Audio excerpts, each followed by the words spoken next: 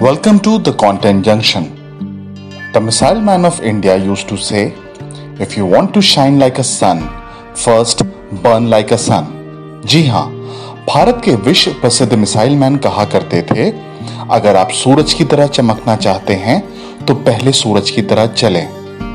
Friends, हम इस video में जिस शानदार शख्सियत के जीवन के बारे में बात करने वाले हैं वो है the great doctor APJ Abdul Kalam, who was also known as the People President of India. APJ Abdul Kalam का पूरा नाम अवुल पकीर जैनुल अब्दीन अब्दुल कलाम था। इनका जन्म 15 अक्टूबर 1931 को तमिलनाडु के रामेश्वरम में हुआ था और इनका निधन 83 इयर्स की आयु में 27 जुलाई 2015 को मेघालय शिलोंग में हुई। कलाम साहब का जीवन एक अद्भुत मिसाल है हम सबके लिए कि कैसे रामेश्वरम से दिल्ली के राष्ट्रपति भवन तक का सफर अपने जीवन में उन्होंने तय किया अपनी कर्तव्य निष्ठा, देश प्रेम, ईमानदारी और सादगी से, काफी मुश्किलों के होते हुए भी। कलाम साहब के जन्म के वक्त उनके परिवार की माली हालत बहुत अच्छी नहीं थी और इसीलिए उन्हें बचपन में पढ़ाई के साथ अखबार भी बेचना पड़ता था। इनके पिता का नाम जैनुल अब्दीन था, जो कि एक मस्जिद के इमाम और एक कश्ती के मालिक थे, जिससे हिंदू तीर्थयात्रियों को रामेश्वरम लाने ले जाने का काम किया जाता था। इनकी मां का नाम आशियम्मा था, जो कि एक हाउसवाइफ थी। इन्होंने अपने माँ बाप की दी हुई अच्छी सीख हमेशा याद रखी और उन पे अमल किया। कलाम साहब को मिलाकर ये कुल 5 भाई बहन थे, जिसमें इनके 3 बड़े भाई थे और एक बड़ी बहन थी। इनका अपने भाइयों और बहन से काफी लगाव था। कलाम साहब का परिवार एक तमिल मुस्लिम परिवार था। एपीजे अब्दुल कलाम की बहुत गहरी चाहत थी कि उनका चयन इंडियन एयरफोर्स में हो जाए, लेकिन नियति ने तो पहले से ही उनके लिए कुछ बहुत बड़ी जिम्मेदारी तय कर रखी थी और शायद इसीलिए उनका एयरफोर्स में चयन सिर्फ एक स्थान से रह गया था।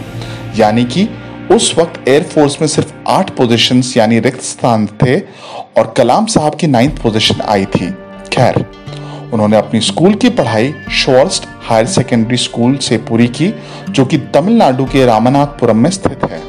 फिर उन्होंने सेंट जोसेफ कॉलेज तिरुचिरापल्ली से अपनी फिजिक्स में ग्रेजुएशन की पढ़ाई की और उसे कंप्लीट किया 1954 में। उसके बाद कलाम साहब 1955 में चेन्नई चले गए और वहां उन्होंने स्कॉलरशिप प्राप्त करके अपनी एरोस्पेस इंजीनियरिंग की पढ़ाई मद्रास इंस्टीट्यूट ऑफ टेक्नोलॉजी से पूरी की।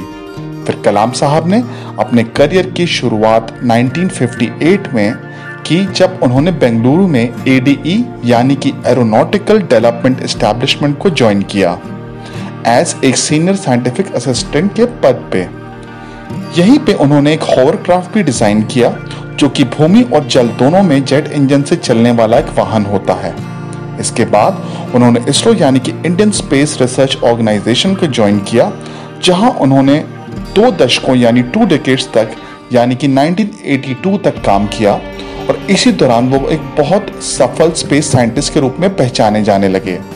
इसी दौर में उन्होंने सैटेलाइट लॉन्च व्हीकल्स तैयार किए SLV-3 रॉकेट्स के लिए, जिससे भारत की रोहिणी सैटेलाइट ने जुलाई 1980 में खुद को पृथ्वी के ऑर्बिट में सफलतापूर्वक स्थापित किया।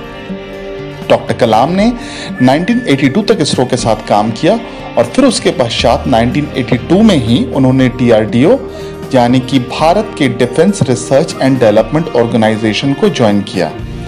यहाँ भी कलाम साहब ने भारत के लिए अपने देखे हुए सपने और IGMDP यानी कि integrated guided missile development programme से इंडिया को दुनिया के बेमिसाल मिसाइल सिस्टम्स में से एक हासिल कराया और आज भारत के पास अग्नि, पृथ्वी, नाग, आकाश और त्रिशूल जैसी और भी कई घातक मिसाइलें हैं दुश्मन से अपनी रक्षा करने के लिए। इन मिसाइलों को जमीन से, आसमान से और समुद्र से भी चलाया जा सकता है। इन्हीं कारणों की वजह से कलाम साहब को मिसाइल मैन भी बुलाया जाता है। इन्होंने जुलाई 1992 से लेकर दिसंबर 1999 तक scientific adviser to defence minister यानी कि भारत के रक्षा मंत्री के तकनीकी सलाहकार का स्थान एवं secretary to department of defence research development का भी भार संभाला और इसी वक्त उन्होंने पोखरण 2 न्यूक्लियर टेस्ट की तैयारी की और उसे सफलतापूर्वक करने में बहुत ही अहम भूमिका निभाई।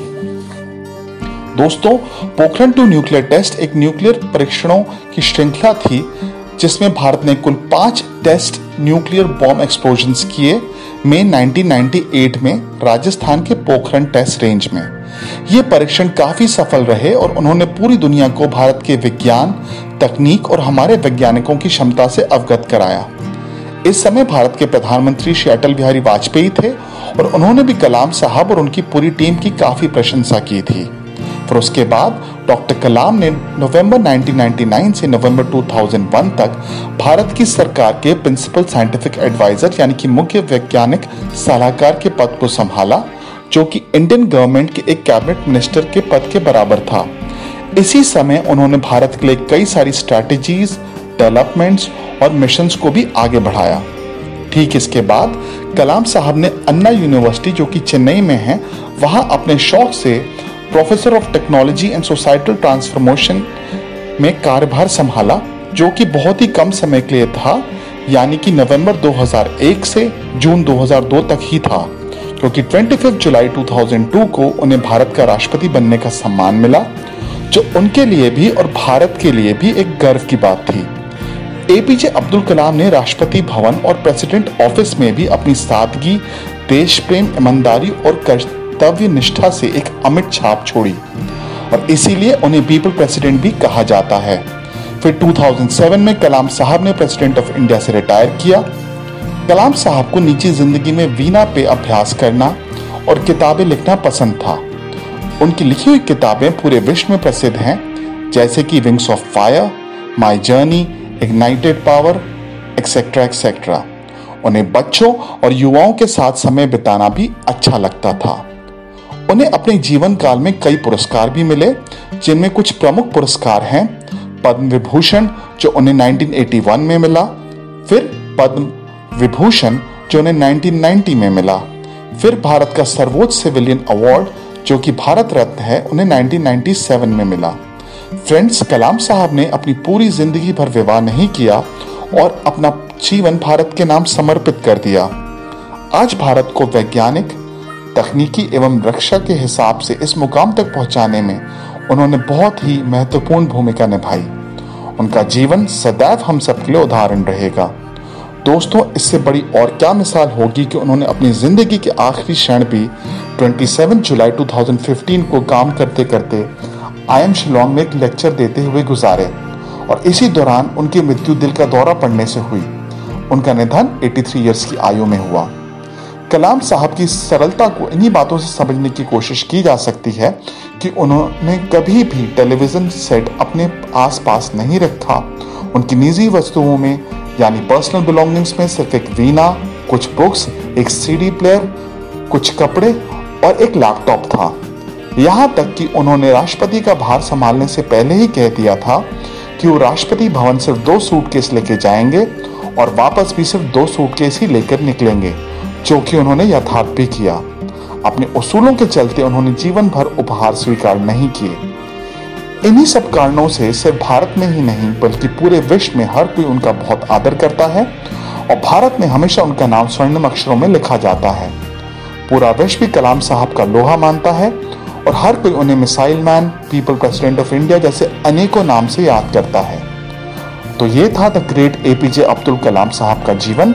फ्रेंड्स, अगर आपको ये वीडियो अच्छा लगा हो तो प्लीज लाइक करें और शेयर करें और प्लीज मेरा YouTube channel the content junction को सब्सक्राइब करें। थैंक्स।